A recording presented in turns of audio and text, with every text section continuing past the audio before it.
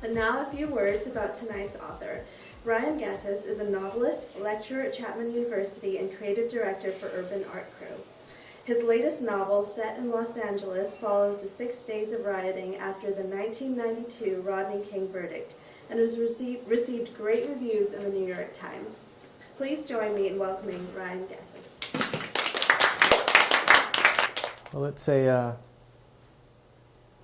interesting day, and it's an important day because this is actually the 23rd anniversary of the riots, which happened in '92, also on a Wednesday, also on April 29th, about 3 hours ago is when rioting started.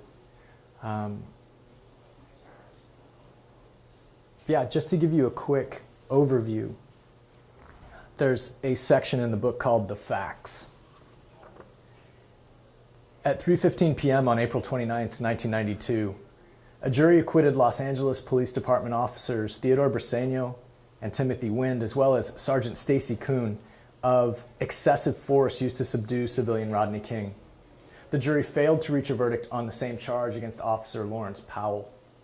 At roughly 5 p.m., riots began. They lasted 6 days, finally ending on Monday, May 4th, after 10,904 arrests had been made. Over 2,383 people had been injured, 11,113 fires had burned, and more than $1 billion worth of property damage was sustained. In addition, 60 deaths were attributed to rioting, but this number fails to account for murder victims who died outside active rioting sites during the 6 days of curfews and little to no emergency assistance. As LAPD Chief Daryl Gates himself said on the first night, quote, "There are going to be situations where people are going to be without assistance. That's just the facts of life. There are not enough of us to be everywhere," end quote. It is possible and even likely that a number of victims not designated as riot-related were actually the targets of a sinister combination of opportunity and circumstance. As it happened, 121 hours of lawlessness in a city of nearly 3.6 million people, contained within a county of 9.15 million people, was a long time for old scores to be settled. And this is about some of them. I'd like to read tonight from Payasa's section, a young female gang member. She's just received news that her older brother has been killed. He was an innocent, not involved in the gang, and he was essentially killed because of something her little brother, who was involved in the gang, did. And we join her in the car on the way to the scene to see what happened to him. The drive over in Apache's Cutlass is the longest 2 minutes of my life. My left leg shakes like I don't know what, and only putting my hands on my knees makes it stop. But that's when the other one starts up, and I'm like, fuck it, and just stare out the window at the mailboxes going by fast, at the front doors caged with bars. Everything's locked up good and tight. I don't blame them. It's not so dark that you can't see smoke over the tops of houses and no shit's still burning in the distance.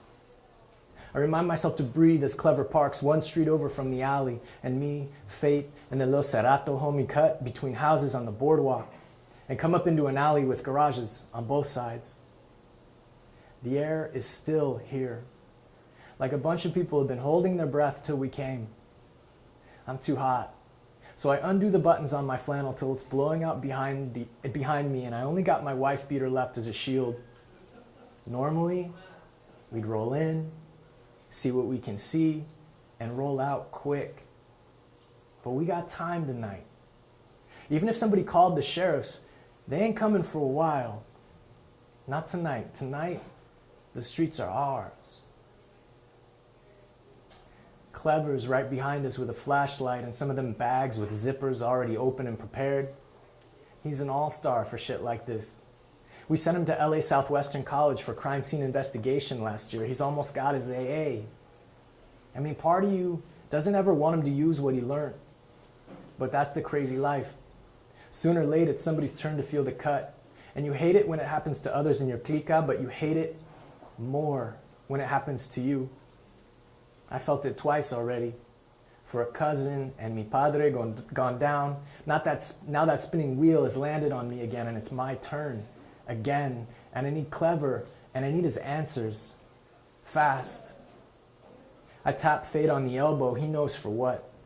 He shines his watch's face at me. He's still got over an hour and 15 minutes before Lo Mosco goes Tasmanian Devil, and that's if we're lucky. Homies are already locking down the alley on both ends. Ranger, Apache, Apache's cousin, Oso are guarding up the way like soldiers, you know? I can't see far enough down the other side to know who's down there, but they're there. 4 long knives of shadows pointing up the alley because of the softball field lights a few blocks over, which is weird, because I can't imagine anyone playing a game with the city burning up like it is, but whatever. It ain't my electricity. The alley's wide enough for 2 compact cars maybe, nothing else. The backsides of wooden houses on either side are old as fuck, like 1940s and rotting at their drain pipes. Some garages are separate from houses, and between them there's mattresses, old couches, and all the other shit people don't want in front or on the lawn. It's definitely that depressing kind of place no owner ever thinks you'll see. The backs of houses nobody bothers to paint. All around us, the streets are watching. Blank faces tucked up in the shadows of garages, scared faces acting like they ain't scared. A couple look familiar and I mark them in my head. One's a nurse though, still with hospital blues on. She flinches a little when I look at her. Beside her, there's a shuffling black bum I don't recognize from the neighborhood. He's short with a cane and he's moving toward the body like he's curious. When he sees me eye him, he says to me, "Hey, what happened here?" I don't even break stride. Somebody get this eyeballing motherfucker out of here. It feels like I spit it more than I say it. Fate nods back behind us and some soldier must have branched off to take care of it, because I hear a quick scuffle, but nothing worth paying attention to. I'm already focused on something else. As we walk up on my big brother's body, it looks too small to me. Like, his shoulders are too small, and I always remember them being wide enough to carry me around and pretend he was a horse when I was just a little chavalita. I don't flinch when I see his face, but I stop. I stop hard. That's because Ernesto's face is busted the fuck up. I mean, it's his face, but it's not. Not no more. Both his eyes are blown out like a boxer took shots on him, all methodical and shit. Grit from the alley floor is pressed into long wounds on his cheeks, into his mouth. Little bits of sand, tiny pebbles. One of his front teeth is turned all the way around. His cheeks caved in. He's missing an ear. That's him, the little homie says, but he doesn't have to. Shit. It's fucking obvious. I don't say that though. I'm trapped inside my head. I'm looking down at my big brother who doesn't look so big. I work my jaw and it pops. Ernesto was taller than that, I think. Stupid, I know. What with everything else I see, but you can't help that shit. The thoughts just come, unoriginal, bubbling up, and my skin is prickling. And that's when I realize I'm sweating hard. He's still wearing his uniform, my big brother. He's wrapped up in dark and dirt and still drying blood. On this whole busted up excuse for an alley, there's only one tree tall enough to put its shadows on him, and it's swaying back and forth, pulling this dark outline up and down his legs like a blanket. Like it's trying to tuck him in or something. Worse than that, he's wearing the cowboy boots I got for him for Christmas almost 2 years ago. Black leather and an elm-colored heel and sole. Real classy. He never wore them at work, only to walk to and from, and for some reason, that hits me the deepest. I remember his crooked smile when he opened that box, how his eyes got wide, and I gotta take a minute. I walk away with my fists clenched up tighter than double knots. Staring at the field lights till I blink blue copies onto the nearby garages doesn't do much for me, but it's something. When I look back to the asphalt and start walking it, I'm careful not to step on the tire marks that lead away from Ernesto like black railroad tracks. I understand the dragged thing now. He must have gone 50 or 60 feet on the asphalt after they beat him. They put their fists through his face.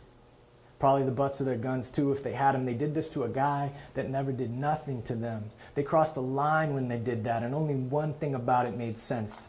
They were trying to get at us instead. El Little Mosco's stupid ass, most obviously and most likely this was them sending a message.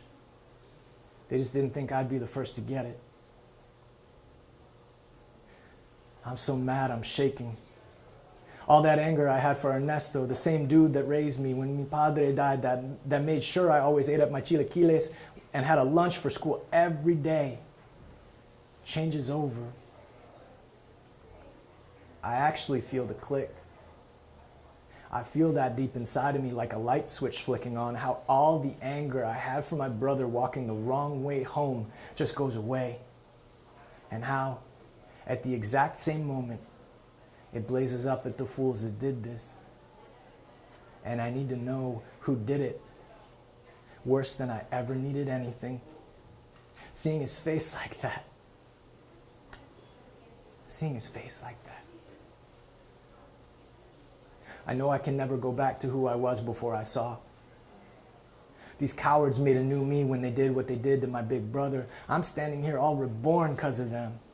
Right now I'm like starving and thirsting and burning all rolled into one. I look at his face again and I need to know who I need to do that to. I need to know whose hearts need holes to match the ones in mine. And I need that shit like 5 minutes ago.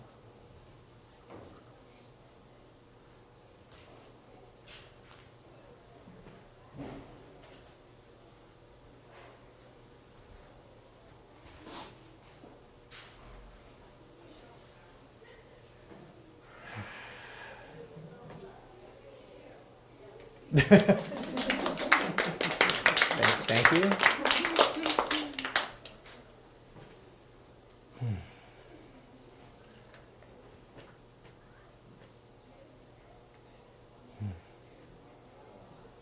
I did 2.5 years of research for this book. I spent a lot of time talking to former gang members, Latino gang members in South Central. Spent a lot of time talking to firefighters, nurses, California Highway Patrol officers, mainly people who had lived through it. A lot of my questions for these folks were about world building. You know, I didn't want to know their stories so much as I wanted to know, how did it feel to be there? How did it smell? The smoke, all those fires. What were your hopes, your dreams? What do you think it accomplished? And of course, details. How did people dress back then? What music were they listening to? Et cetera, et cetera. And I tried to take all of that and put it into this, to find the spirit of the time. The reason why I focused on the Latino gangs is that during my research, I found something really interesting, which was that although this started ostensibly as a race riot and was characterized as such, on day 2, it morphed into something else entirely, and it became primarily about crimes of opportunity. And in some cases was actually driven by media coverage, you know, these expansive helicopter shots. You know, those of us who were alive and remember watching TV at that time, you know, that those are some really arresting images. Reginald Denny getting hurt in the intersection of Florence and Normandy, or these overhead shots of people running in and out of stores and just grabbing what they wanted.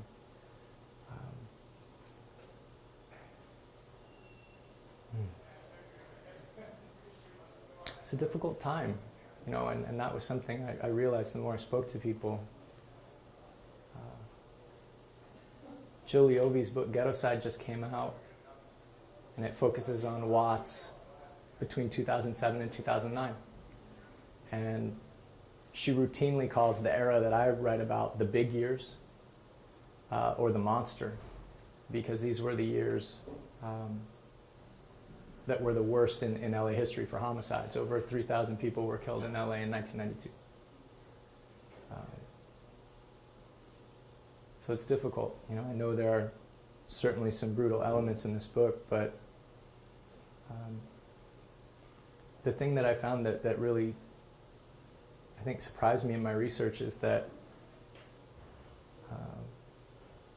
crime, especially murder, doesn't just affect the person it happens to.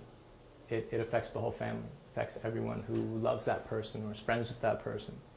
And what happens to Payasa's brother, Ernesto, in the very beginning section of the book really just cascades throughout the rest of the stories. There are 17 different narrators here. So that first initial moment is really just a rock, a big rock thrown into a pond, and the rest of the book just ripples. But the other thing I learned, and I didn't expect this about researching this difficult time, was that violence and pain and chaos doesn't necessarily negate loyalty and family and love and hope. In some cases, it makes those things all the more important. And I definitely tried to make sure that made its way into the book as well.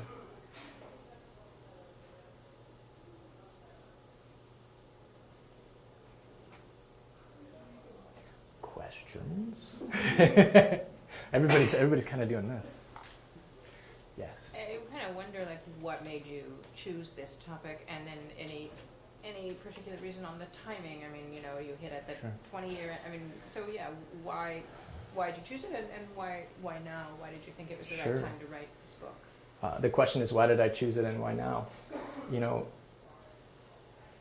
The most truthful answer is actually because of this character that I just read, Payasa. I'd been speaking to former gang members for a little while, and I have an oral memory, so I would just hear the rhythms of speech and word choice, and I would just grab them, and it just kind of created this figment, this character, Payasa, in my mind, and I could hear her, and I would just write everything down. And I at one point, when I thought, okay, I think I have something here, I actually went back to some of those folks, because at the end of the day, I'm from Colorado. I don't trust my own take on the situation. I have to talk to some of these folks and say, hey, is this possible? Could this happen given this set of circumstances in 1992? And I was told, no. Women aren't involved like that. You can't do that. No. And so that was a huge blow, because as far as I was concerned, that character was real to me. So I did my best to put her out of my mind, and I couldn't. Of course, sometimes when you try to put something out of your mind, it just means it fixes more firmly. And man, I had her voice, and it got to the point where I realized, well, if given normal circumstances, she couldn't exist or do. Already I had elements of the story, this kind of vengeance tale in my head. If under normal circumstances she couldn't do that, what about abnormal circumstances? Initially I thought of the Northridge earthquake. And then the second I thought of Northridge, I just went, oh my gosh, what about the riots? For probably 2 seconds, I had this incredible feeling of relief. Like, oh, that meant I can write her now. I can write her the way I want to write her. But as soon as that relief washed away, I realized what an incredible responsibility and burden that was to actually set a novel during the riots. The amount of research that I would have to do would be enormous, and it did prove to be enormous, but it was worth it, I think, to write this character, and she guided me in a way, as perhaps as silly as that sounds, but that is definitely when I realized it was no longer just about her story or even her family's story. It was about the riots. It was about LA in general. Does that answer your question? Yes, except why were you talking to gang members initially? What project led you there? Sure. Actually, me being able to speak to some former gang members, what led me there was actually my involvement with a street art crew in Los Angeles. We're known as UGLAR, UGLAR, Unified Group of LA Residents. And, they saved me Like they couldn't possibly have come across me at a better time in my life, which is to say it was the lowest point in my life. I'd basically given up on being a novelist. I hadn't been published in 10 years, or like 8 years at that point. And they just gave me new life in a lot of ways. They challenged me. They blew me away. I knew we clicked, but when they said, hey, do you want to be a part of our crew? I was shocked. I said, well, I'm a writer. I'm not a visual artist. I don't know what I could add. And they said, well, we don't know either, but it's an experiment. We know we like you. We know we like what you do. And the feeling was absolutely mutual. Right after I said yes, not fully knowing what I was getting into, they basically said, okay, time for your internship. And I was in my early 30s at that point. I thought, what does this entail?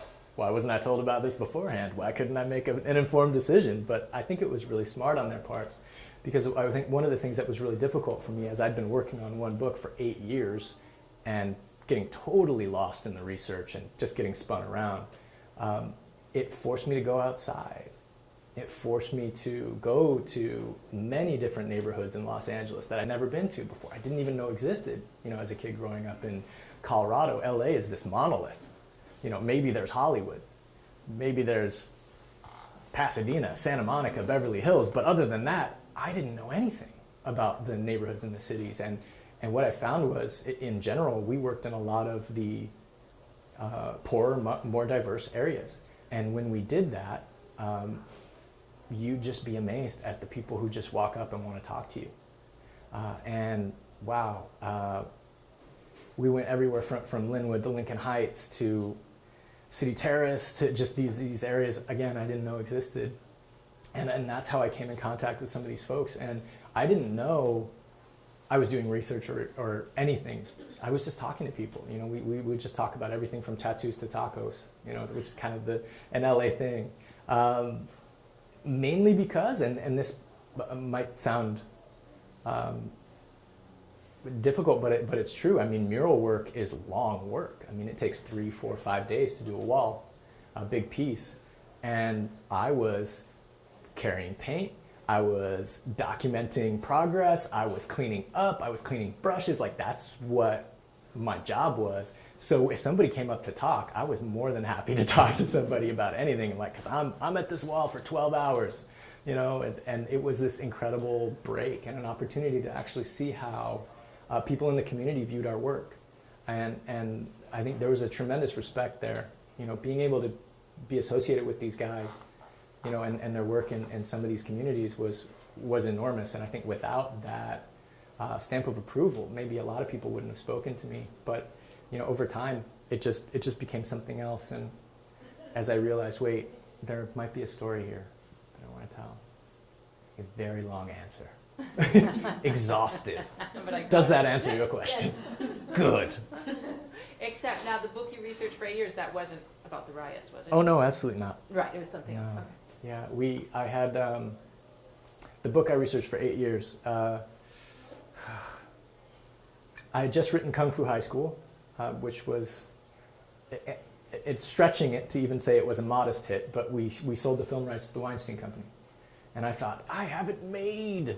Everything is great. They're going to make the movie. My career is just through the roof. Yeah, it couldn't possibly have been more untrue. Didn't obviously make the movie.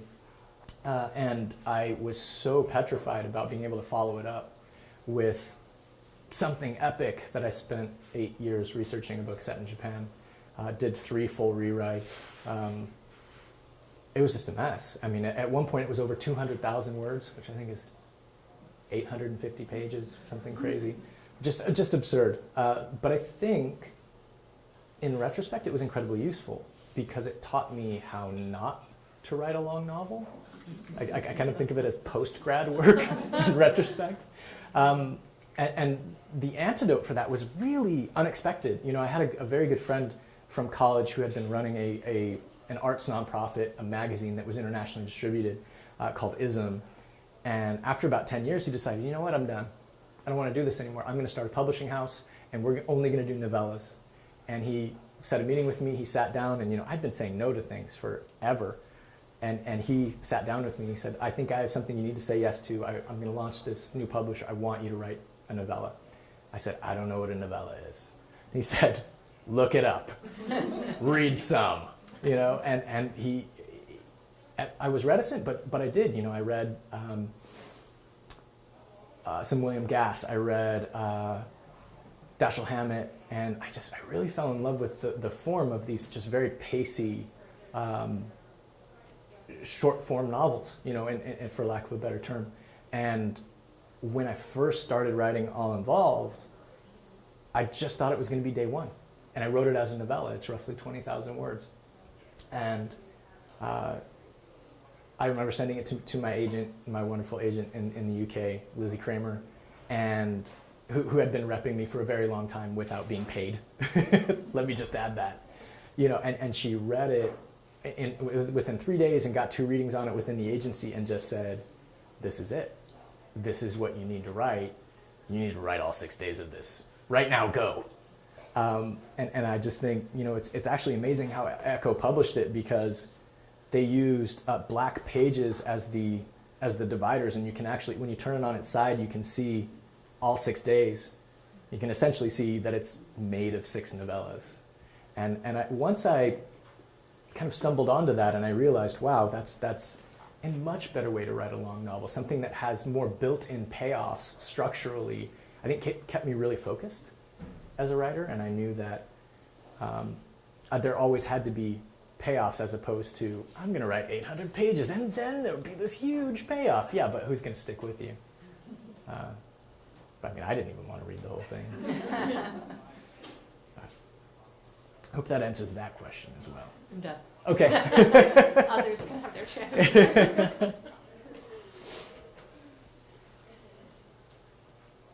Everybody's looking at each other. Do you want to ask something? No. So what are some of these former gang members doing now? You're going to have to forgive me, because I'm going to have to be very vague. Vague is fine. What are some of these former gang members doing now? You know, a lot of them are raising families. They're working in their communities. They're doing everything from construction to art, and it's actually, I mean, it's really wonderful to see. I know I mentioned Ghetto Side earlier, Jill Iovi's book, and one of her premises in the book is that one of the reasons why gang violence occurs is because of the age of this kind of era of adolescence for certain males. And I think she marks it at about like 17 to 23 or 24. And that once, gang members are able to get out of that, they start realizing that life doesn't necessarily have the most value for them. You know, a number of them by that time are already in important relationships. A number of them might have already started families, and priorities change, priorities shift, and there's a maturity that goes along with that. There's an incredible nonprofit that's doing a tremendous amount of good in Los Angeles right now, and it's called Homeboy Industries. I don't know if you've heard about it, but Father Gregory Boyle basically created these safe spaces, and has basically made it his entire mission within the city of LA to provide opportunities, for gang members, because as far as he's concerned, the reason why gang violence and gang activity occurs in a lot of these areas is because there is no opportunity. There's no opportunity to better yourself. There is no way to take care of your family, especially if you've been locked up at some point. It becomes tremendously difficult, but his charity is just spectacular, very, very special, because it gives training and references, and it really has contributed to moving people on to better, more productive lives. And it's made LA a lot better and a lot safer, in my opinion. There's so many questions. So many hands, I don't even know who to call on. Yes? So I haven't read the book, but it sounds like it's fiction, but based on historical facts, obviously. But do you feel that certain communities have healed, or what are your thoughts on things that are happening now? I mean, have you learned anything? Wow, it's a very, very good question and very layered. That's why I decided to come, really, because I'm just like, awesome. What's going on in the world, Yeah. Did you get that? Okay, good. You say. Oh, now you want me If to you say could it? repeat it, yeah. That'd be awesome. There were tears in that question. So just to address the first bit, it is absolutely fiction, but it is grounded in historical fact. I mean, I spent a ton of time in the LA Times archives. There's a great book called Fires and Furies by Major General Delk, who commanded the National Guard forces and does not mince words about how law enforcement acted during that time. There's a book called Official Negligence by Luke Cannon, in which he really lays bare some of the fairly serious transgressions that the LAPD were into at that time. And of course, there's Anna Devere Smith's. I suppose you could say it's a play script. Yeah, and it's called Twilight, Los Angeles, 1992. And she basically went out, I think in 1993, or at the very end of 92, and interviewed all these Angelinos from all these different walks of life. And that is just an incredible tome to be able to work from. So the thing that I really worked to do in the book is include as many real things as I could, but not in a way that straitjacketed my characters. But there are moments, for example, in Koreatown, one of my characters ends up at this certain intersection that is on fire. And through my research, I know that actually burned down. That building burned down. So I said, well, gotta set something there. So I used those moments, I mean, things that I knew to be true, and really tried to weave them in and just anchor it as much as possible and be true to the city. The second half of the question, if you could please remind me. Just maybe if you have any thoughts on what's happening now. Yeah. It seems so timely, even though this is 20 years ago now. Sure. I feel like history is repeating itself, and I feel like we're not learning anything from some of these things that are happening. Sure. Shall I repeat that? No. Yes. We got it. We got it. How do I feel about what's going on now, and are we learning anything? I wish I could say yes. I don't think so. It's a question I get asked a lot. Could this happen again? Could this happen again in Los Angeles? The answer is sadly yes, it absolutely could happen again. And there's a character in the book who makes fun of that. Because LA, unlike some of these other cities that are experiencing unrest now, has a fairly traditional cyclical riot problem. And this character even brings it up. There's certainly what happened in 92, the Watts riots in 65, the Zoot Suit riots in the 30s. So roughly every 30 years, there is just a massive moment of civil unrest.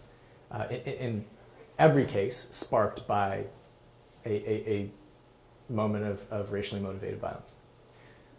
So a few things I learned. The first thing is, and this was fascinating, former gang members and firefighters that I spoke to actually agreed that, and this I didn't anticipate this at all, that policemen who don't actually live in the areas they serve is fairly dangerous. One former gang member said to me, crime is part-time. Or no, excuse me, he said, law enforcement is part-time, crime is full-time, where I live. And it was hard to disagree, even seeing some of these areas now.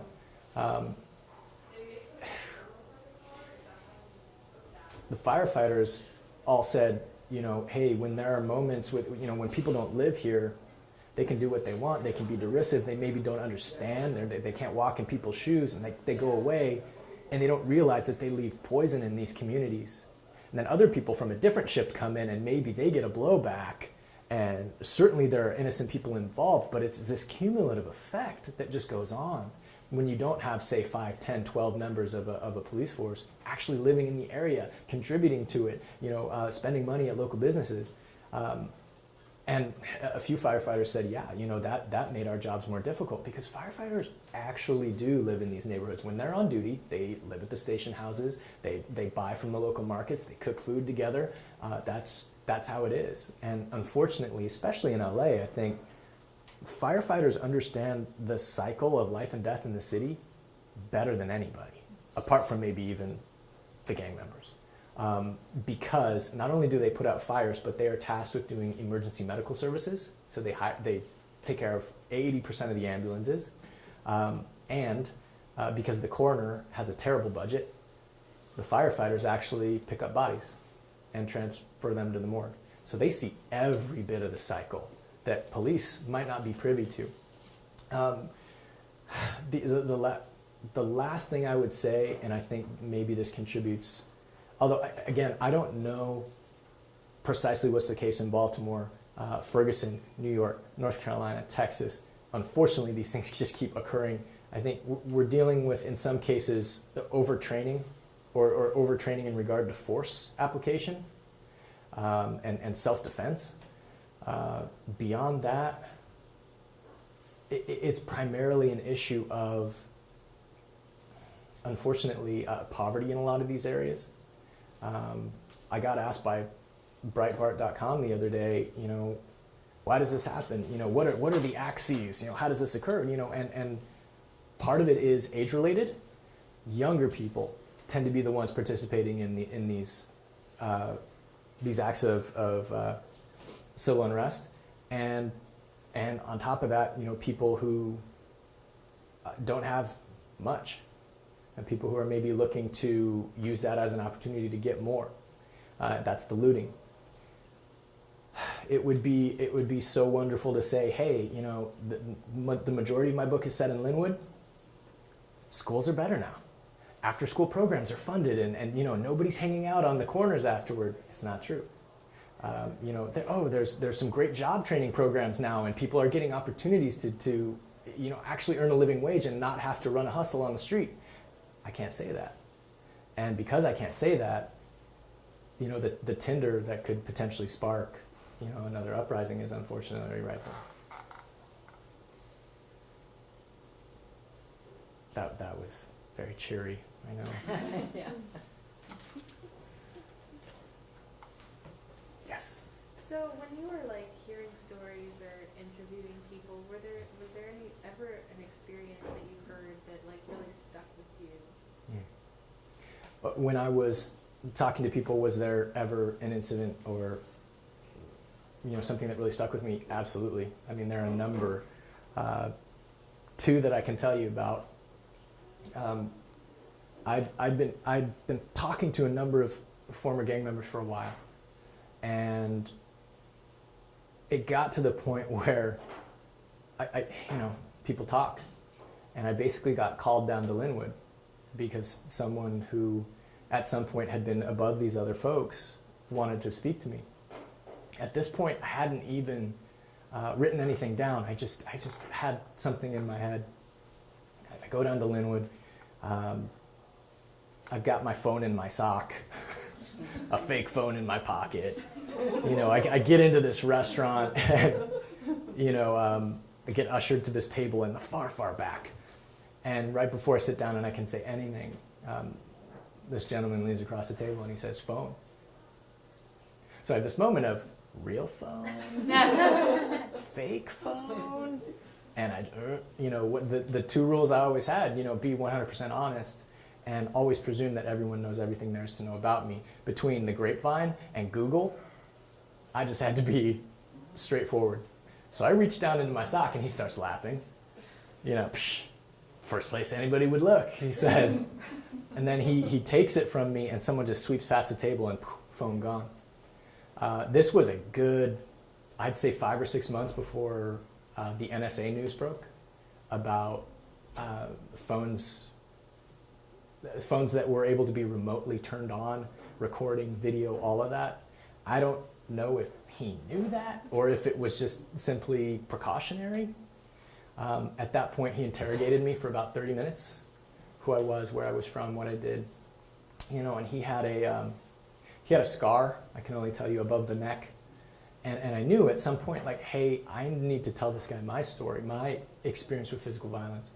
And so when an appropriate moment occurred, I basically told him that when I was 17 years old, I was hit in the face so hard that my nose was torn out. And I had to have 2 facial reconstructive surgeries. And it took about a year before I could smell and taste properly again. And although in some cases that might repulse someone, I guess given his experience, he leaned forward. He asked incredibly insightful questions about my treatment, the surgery, even what was prescribed. I mean, it was obvious I was speaking to someone who had a tremendous amount of experience with physical pain and recovery. And what I found was that actually backgrounded a lot of our differences. It wasn't as important anymore that he was a Latino who grew up in LA. It wasn't as important that I was a white boy fiction writer who grew up in Colorado. It was about the fact that we were human. Can I keep talking? Okay. It was about the fact that we were human and we understood just the price of pain, so to speak. And I think he knew at that point that I would be able to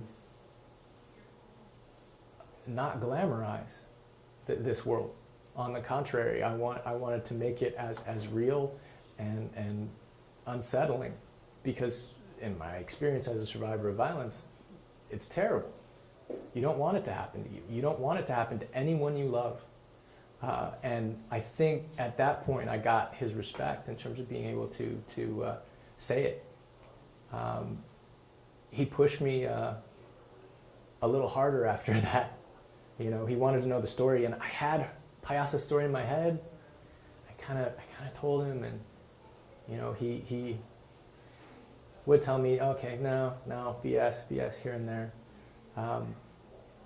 And then I got to the end, and I view day one pretty much as a Western, because there was no law really going on through the days of the riots. And I lay out the shootout sequence at the end, because it's a Western, there's got to be a shootout. And he just says no. And I said, well, okay. And he takes the pepper, moves it over. He takes the salt, he moves it over, and he takes the tapatio hot sauce, moves it over in the little sugar boat, and he says, if you want to kill someone, you do it like this. And he proceeded, like with my characters as models, like proceeded to show me how to do that, and it was eye-opening to say the least. All the hair on the back of my neck stood up at that point. That was really one of the most visceral moments. The other time was being in Hawaii at a wedding, and I didn't want to go. Not that I didn't want to visit Hawaii, but I had so much momentum writing the book that I very stupidly told my wife, I don't want to go. I don't want to go. Don't make me go. But as any good partner is, she told me, no, you're going. You need to go. We're committed to this. And something really amazing happened. I was standing at this reception, and the father of the bride actually came up to me and got in my face and said, hey, I hear you're writing about gang members. I hear you're writing about the riots. I was in the riots. You can't just write about gang members. Turned out he was a firefighter. And as far as he was concerned, the worst thing I could do with a book about the riots was make it only about gang members.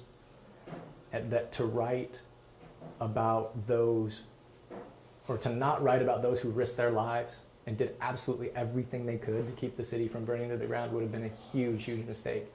And I'm so glad he did that, because he was absolutely right.